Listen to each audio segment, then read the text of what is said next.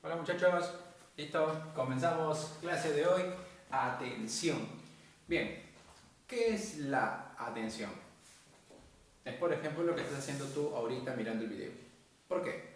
Porque la atención tiene que ver con cómo nosotros dirigimos, cómo dirigimos nuestra conciencia, cómo se dirige nuestra percepción para o hacia ciertos estímulos. En este caso, mirar el video. O posiblemente ni siquiera estén mirando el video, quizás algunos de ustedes aún está teniendo su desayuno, o está teniendo su cuaderno, o lo que escuchan por ahí. ¿Por qué? Porque la atención tiene que ver con cómo nosotros, fíjate, mira, es un subproceso de la percepción que permite determinar los estímulos a considerar en los procesos cognitivos. Traducción. La atención viene a ser el subproceso, entre comillas, proceso, ¿ya? Psicológico, que nos dice, o mejor dicho, determina qué estímulos vamos a escoger para llevar a cabo todos los demás procesos mentales que tenemos para manejar información. Por ejemplo, para percibir, para sentir, para memorizar, para iniciar una respuesta inteligente, para pensar, etc. ¿Ya? Entonces la atención está para eso, para dirigirnos hacia un estímulo o más de un estímulo según sea el caso. ¿Qué características tiene la atención? Primera característica, la atención es direccional, es decir, se orienta hacia un estímulo. Por ejemplo, automáticamente cuando nosotros despertamos y abrimos nuestros ojos, nuestra conciencia dirige la atención hacia un estímulo. No es que simplemente no atendemos. Automáticamente cuando ya estamos conscientes, ocurre la atención de inmediato, o sea, captamos un estímulo directamente. ¿Por qué? Porque es la característica básica de la atención, dirigirse a un estímulo. Entonces ahí está, direccional, se dirige automáticamente, se orienta a un estímulo. Amplia, ¿qué significa? Que puede distribuirse en más de un estímulo al mismo tiempo.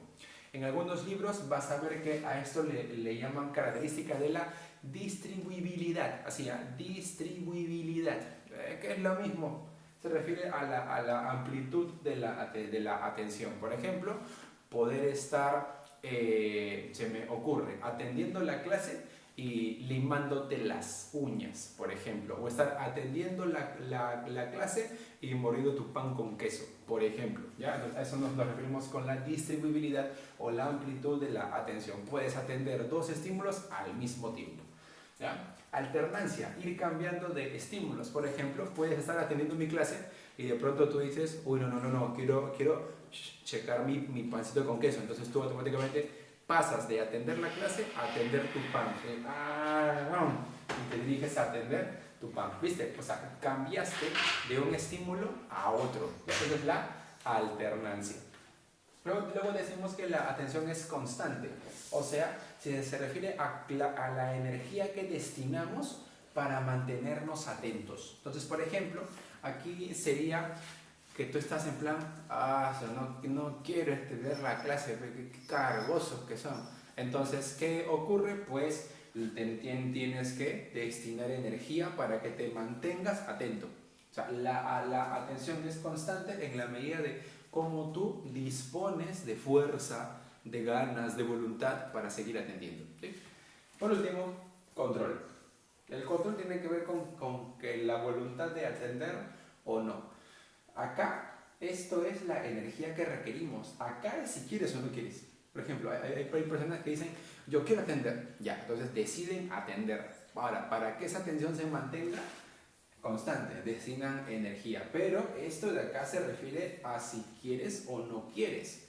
Pues entonces tú estás en plan, no quiero atender. Entonces, como no quieres atender, pues obviamente tu constancia va a ser menor. ¿Por qué? Porque le destinas menos energía, ¿ya? Entonces, el control es eso, es la voluntad de querer o no querer atender, ¿sí? Y esto va a depender de ¿qué? De los factores. Pues tenemos dos factores de la atención, el factor externo y el factor interno.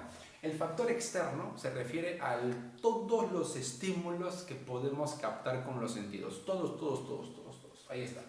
Todo lo que podemos captar con los sentidos. O sea, por ejemplo, el ruido que hay a nuestro alrededor, quizás que nos pica el cuerpo porque no nos hemos bañado. Se me ocurre la barriga que aún suena, que para los que aún no tomó su desayuno, etcétera. O quizás el olorcito de lo que esté cocinando mamá. Entonces ahí vemos un factor externo, ¿sí? Factor interno sería ya tus expectativas y motivaciones. O sea, por ejemplo, si tú estás en plan, uy, ya llegó mi clase de psicología, por fin, si ese es el caso, entonces ahí hablamos de un factor interno, porque es como que tú ya estás predispuesto a atender. No es simplemente un estímulo que llega a ti y bueno, vamos a atenderlo. No, sino es que tú tienes la motivación para atender. O quizás tienes una expectativa, estás como que, a ver, ¿de qué va a hablar? ¿No? Supongo que ya tienes una expectativa, ¿no? Tú te esperas, me hablar de atención, ojalá me diga esto, ojalá me explique esto otro. Ahí hablamos de expectativa. Ese es el factor interno de la atención. ¿Sí? Entonces, un poquito para diferenciar externo de interno. El externo tendrá que ver más con la receptividad de los estímulos, la captación de ellos, y el factor interno, algo más psicológico, ¿sí? Así, más vinculado a los intereses de la persona. Ahora, ¿qué tipos de atención hay? Tenemos la atención voluntaria, la atención involuntaria, selectiva, dividida, sostenida y concentración. Pero vamos por partes. Atención voluntaria. Voluntaria, ¿te acuerdas? Mira acá, voluntad, o sea, se refiere a querer. Entonces, en la atención voluntaria se quiere atender. Entonces, tú estás en plan, a ver, ok, voy a atender mi clase. Y tú atiendes tu clase porque quieres. ¿Qué es eso? Atención voluntaria. Atención involuntaria. Acá, fíjate, no es que no quieres atender.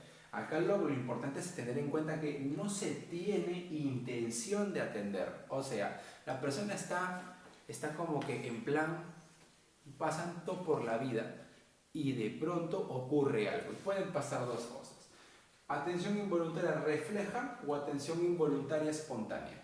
Atención involuntaria refleja. ¿Cuándo se da? Cuando el estímulo es muy intenso. ¿Qué significa esto?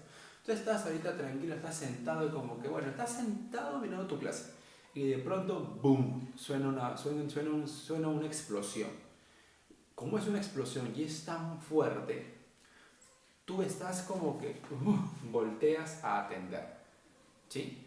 Pregunta, ¿tú tenías la intención, o sea, tú estabas escuchando en tu clase, uy, ahorita va a haber un bombazo, voy a atender? No, ¿verdad? O sea, no había intención, ni te imaginabas.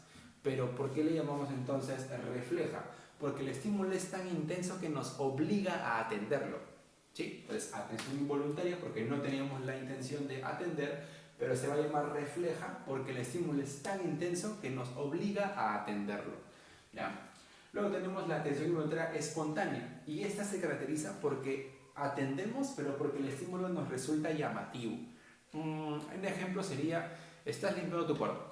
Pues estás limpiando por aquí, y de pronto te encuentras un álbum de fotos. Y como que, ¡uy! Un álbum de fotos. Y comienzas a revisar el álbum. ¿Ves? Te resultó llamativo. Y como te resultó llamativo, pregunta, ¿tú querías atenderlo? O sea, ¿en tu mente estaba a atender el álbum de fotos? No estaba en tu intención involuntaria. Ahora, el estímulo resultó curioso, ¿verdad? Claro que sí. Entonces, debido a que no había intención y el estímulo es llamativo, diremos que se ha producido una atención involuntaria espontánea. ¿Ya? Sigamos. Atención selectiva. Acá sería, por ejemplo, lo que aplican los detectives, ¿no?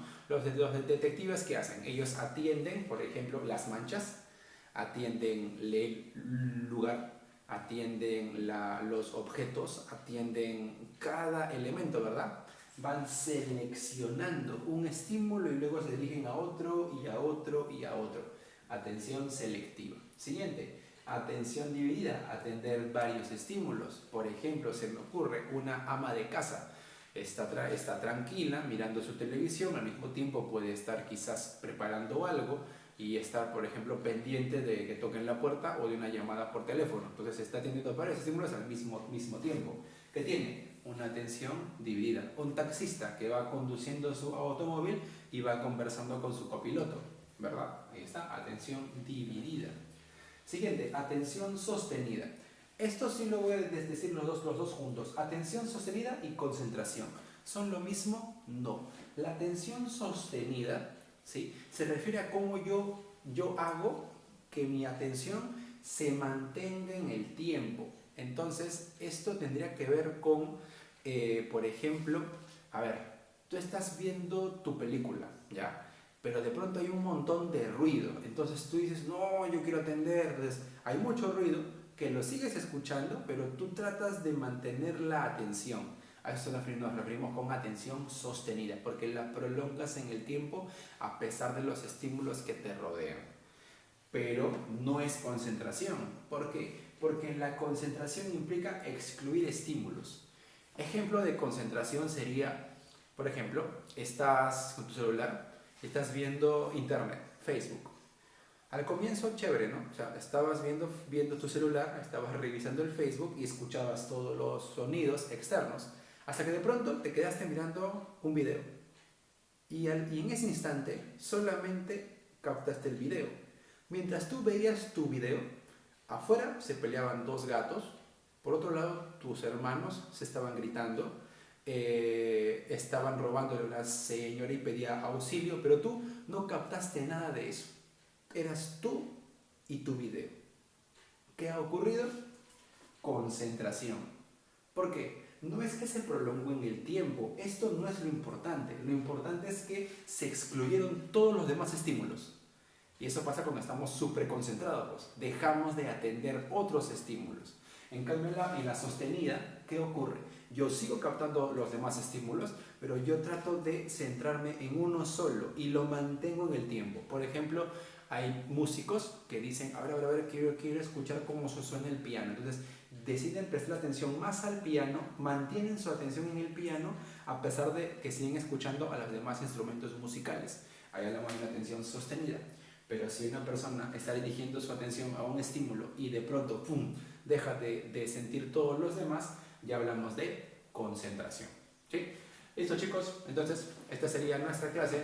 Y ya sabes, revisas abajo en la descripción tu tarea. Nos vemos.